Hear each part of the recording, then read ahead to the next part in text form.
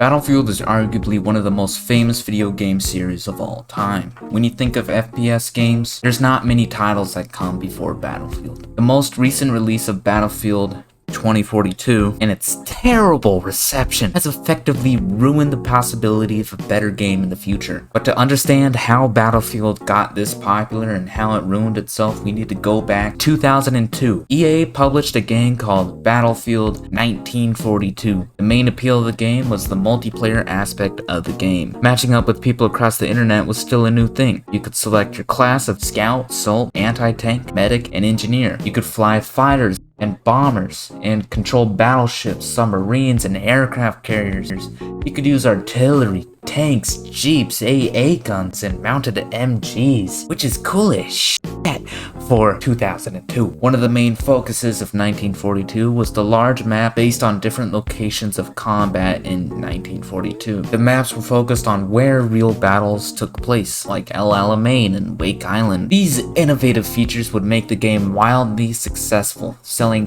3 million copies only 2 years after its release in 2002. Leaning on all of this praise, 2 years after the release, EA would make Battlefield Vietnam. And, EA pretty much just reskinned 1942 to make it into Vietnam. All of the same mechanics, just new skins and new maps, but they did add a 3D map at least. But the lack of changes doesn't matter. It's 2004 and you can't really update a CD, so it sold 1 million copies. Next year in 2005, EA released Battlefield 2. The real sequel. A whole new game engine, a new time period, and a new conflict. What was there not to be hyped about? 15 maps, the US Marine Corps. The game had expansions adding up to 29 maps. You can earn awards and get new weapons, incentivizing players to play longer. They added an in-game recorder to record your best kills on opposing players. There was a commander position, making the tactical part of the game more important. Competency of your commander could have determined the outcome of your entire match.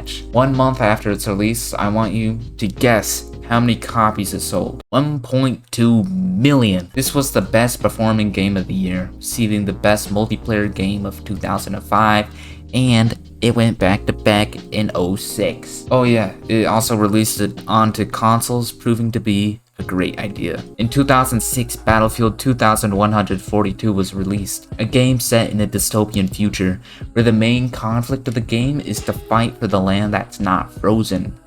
Real innovative, EA, but it added more weapon skins and vehicles, and not gonna lie, the thing looks dope as fuck. The game introduced this cool system known as the dog tag system. Basically, when you knife someone, you get their dog tag, giving you ranks and shit. And you had customization over your class upgrades. The game on release was buggy, and it was still in the 4:3 aspect ratio. It still sold 1 million copies. Whoop-de-scoop-de-whoop. Battlefield Bad Company was released onto consoles in March of 2010, a mainly single-player game that featured a campaign with a unique storyline. It had a Find All 5 event for players to unlock specific weapons. Also, the game had a destructible environment.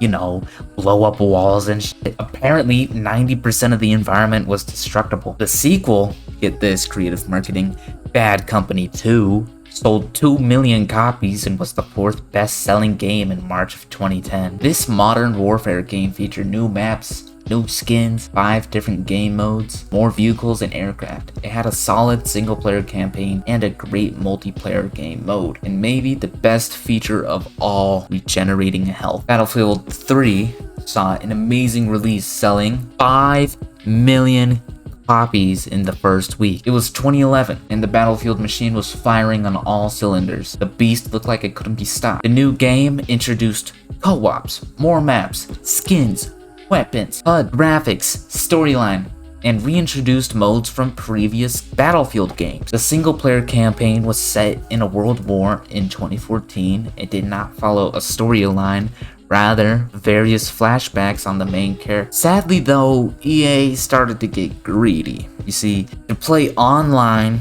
in multiplayer, arguably the most fun game mode, on console you need to buy an online pass. Their official stated reason for that online pass was that servers cost money and we're too broke. Well, we're broke too, bitch.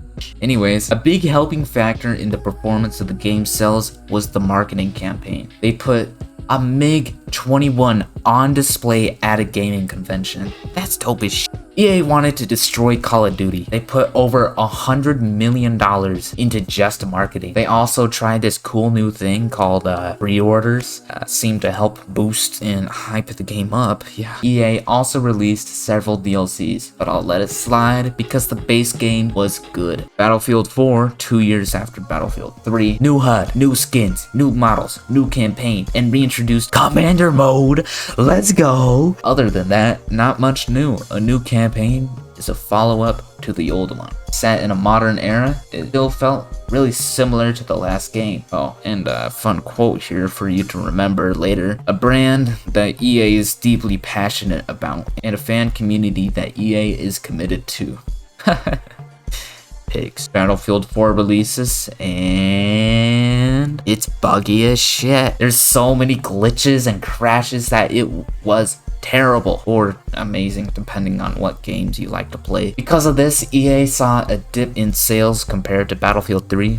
So they put out a statement. Any negative impacts of sales were actually due to the transition from current gen to next gen. Yeah, real believable, EA. The stupid multiplayer online pass was still there, but because of the many bugs, EA became a target for law firms. Several investigations were set forth by law firms to determine if EA was misleading its customers with false promises and an unfinished product. As far as I know, I don't think they got in trouble. But here's a big thing. In 2013, EA discontinued the online pass for multiplayer on all existing and future EA games. Battlefield sales were down 69% compared to Battlefield 3. Well, they needed a big change if they were going to salvage this situation. Battlefield Hardline. Yeah, I'm just gonna skip this one. Battlefield 1. You've all been waiting for it, and here it is. It's 2016. New time period, more visuals, new campaign, more modes, better graphics, and impeccable,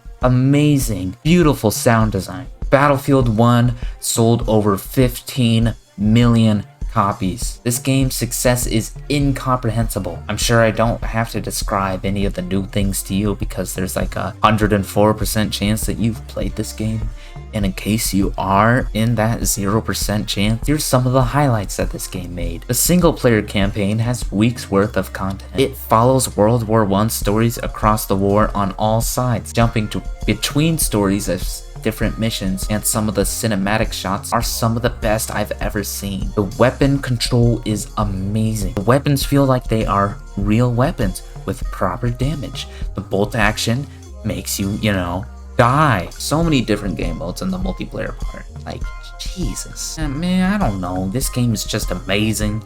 Good on you, EA. You made a great game. Alright, this video is getting long enough. Let's pick it up. Battlefield 5 was released in 2018. The game focused more on realism rather than the arcadey feel of previous Battlefields. More customization to get you invested more, but in-game currency used to buy cosmetic items. Damn, you're doing so good, EA. The game went balls to the wall with the operations mode, which is like matches taking place at the same time to simulate a real war, and battle royale game mode. Yep, real innovative, EA. The single player campaign in Battlefield 5 might have some of the most beautiful storylines with the biggest plot twists attached to it ever. I surrender, man.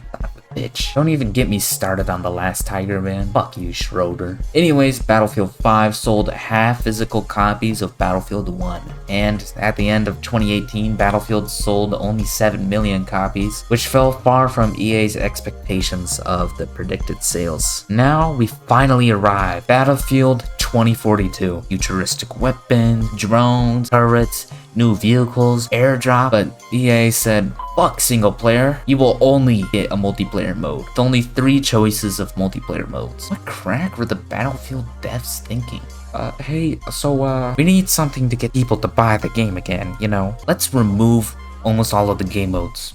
I love it. EA turned their beloved game of Battlefield into a battle royale with some extra game modes on the side. Thing is, you have to pay for this battle royale. $60 fucking dollars. Why would I pay for this when I can just play Fortnite? Cool part about this game is that you need a subscription to play it on the consoles. It is impossible to enjoy Battlefield 2042 without having an Xbox Live Gold or PlayStation Plus subscription to play it. Jesus, EA, who are you really helping out here? Let's take a look at the Steam reviews. These people don't even have to play it. That's all on Steam. They don't have to use the subscription. They only have to do the upfront cost of it. They also have a goddamn battle pass that you can pay for cosmetics as well. That's like adding an in-game currency that you can buy to make you better at the game, but also use it for cosmetics. Wait a minute, 2K?